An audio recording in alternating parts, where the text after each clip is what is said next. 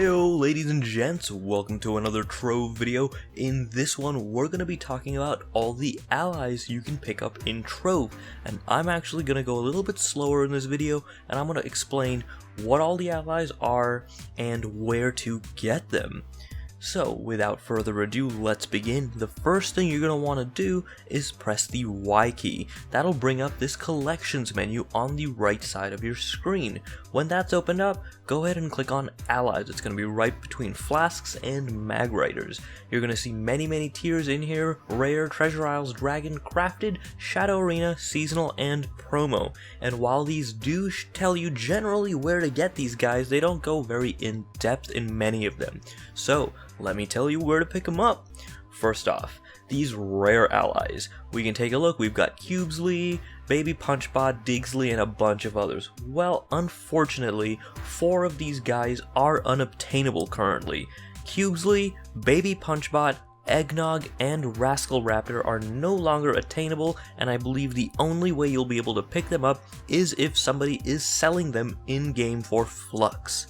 That is going to be a little bit difficult because these were released way back when, and most players are not going to have any of these on hand.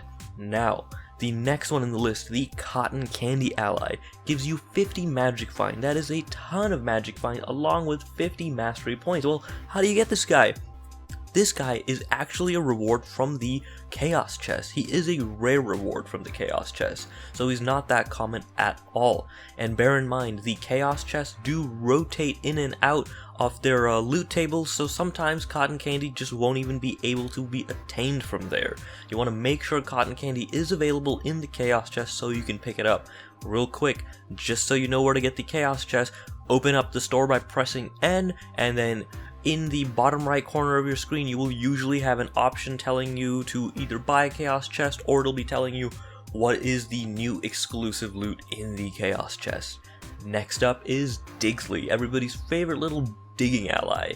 Now, how do you get this guy? This one's actually pretty simple and fairly common. You can either just buy it off the trade market for, I believe, 400 to 600 flux, which isn't too bad, or if you wait till mining day in the game, you can actually go ahead and start mining. Miners' troves will drop for you at an increased rate, and those guys have a chance, rarely, to give you a Digsley. And even though Digsley is a rare pet, you do end up getting so many Miners' troves that Digsley just kind of becomes a common ally everybody dishes out. Most people send it, loot collect him for the Glim, because he does give a lot of Glim. Other people sell him, and I've actually used my guy Little Hair. He helps me out sometimes. Alrighty, next up in the rare category is the Elder Dragon Squire. Now, this is a little bit weird because you have to have 3 people you have referred in this game. So if you've recruited 3 friends and they have used your referral codes and they've reached Mastery Rank 30 in the game, you will be automatically given the Elder Dragon Squire pet, and you will be well on your way. This is a little bit of a, not really complicated, but a little hefty process. You actually have to go to the Tryon World's website and then get your referral link and then give it to your friends. They have to use it on their accounts, make sure it's accepted, then go ahead and start playing the game, get to Mastery Rank 30, and you will be all set. Moving on, we're going to go to the Treasure Isles list. Now, this is the largest list for allies in this game, and the reason is because these are actually purchasable in-game for Glim. You can't choose which one you get for Glim, but you do get a Soul Trap. That's a little box that contains a unique set of allies, and they will drop different sets of different ally from its individual set. There are multiple different kinds of soul traps you can pick up. Let's take a look at which ones you can get. You can go ahead and pick up the Cubesley soul trap, which is going to give you a variation of a Cubesley, of course.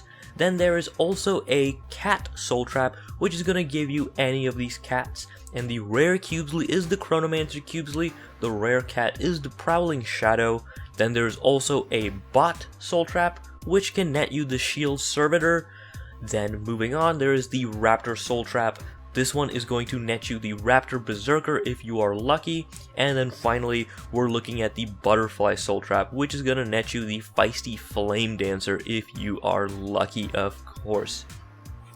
Now, how do you attain these soul traps, you might be asking me? Well, good question. You're actually going to want to go to any zone in the game and find the ocean biome. That's going to be a little biome with a bunch of water, and on the map it's actually going to have a, I don't actually know what it's called, but the wheel that controls the boat. Helm? I think it's the helm. Find that little icon on the minimap and then go to that zone. It is the Treasure Isle zone. You're going to be looking for a boat that's waving a white flag, or not, a white sail with a little cubesy looking dude on it. And if the dude's beard is red, you're good to go. That pirate is most likely selling a soul trap. Now bear in mind, not all of these Treasure Isles vendors with the red beard cubesly dude on the sail will be selling soul traps. You might have to do some exploration, fly around the Treasure Isles, hop on your boat, and just kind of look for some new boats to go for. Different vendors will sell different things, but as long as you're checking out the guys with red beards, you will eventually come across a soul trap vendor. Now, moving on, we're going to look at some cooler allies. We're going to look at the dragon allies in the game. Now, first off, there is the Azulian Dragonling. How do you get this guy? Well, he's a little bit trickier to get. Currently, there are neon dragon caches in the game, and they are dropping dragon coins. You can use these dragon coins in the hub world in the dragon crafting station. If you go ahead and take it to that station, with a couple more materials, you can craft a Azulian Dragon Soul. Once you use that Azulian Dragon Soul, you will automatically be given the Azulian Dragonling and the 50 mastery points that go along with it. This is a little pricier to pick up, since the dragon coins are running about 3.5k flux right now, plus the other materials. You will be netting yourself a 5k, maybe 6k flux deficit when you're picking up the Dragonling, but he's a pretty cool pet to pick up.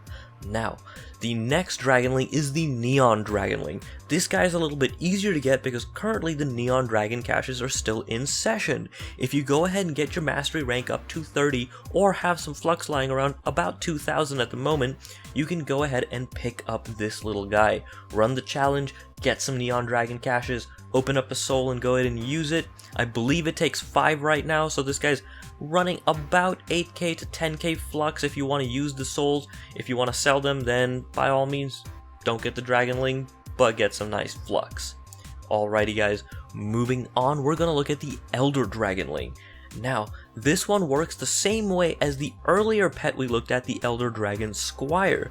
The Dragon Squire required us to get 3 friends referred to Mastery Rank 30, while this Elder Dragonling only requires us to get 1 friend to Mastery Rank 30. So if you just go ahead and pick up the game with a buddy of yours, make sure you guys refer each other, both of you get to Mastery Rank 30, and both of you will have a Elder Dragonling to follow you around, buff up your physical and magic damage, and reduce your cooldown time. This is a fantastic pet to have because he's an all-around good pet to have. Next up is the Monarch Dragonling. Now, this is identical to the Elder Dragonling pet, but is actually a little bit more challenging to pick up. The Monarch Dragonling will unlock for you at Mastery Rank 130, so that's a little bit of a ways away for most brand new players. You might want to keep that on the back burner, just kind of run into it on accident. Trying to farm out 130 mastery ranks for a brand new player is 1, going to be extremely expensive, and 2, extremely time consuming. I would put that on the back burner for sure. Next up are the crafted pets. Now, there's an item in this game you might be familiar with. It is the old boot that actually reads completely useless in the description. That is a complete lie.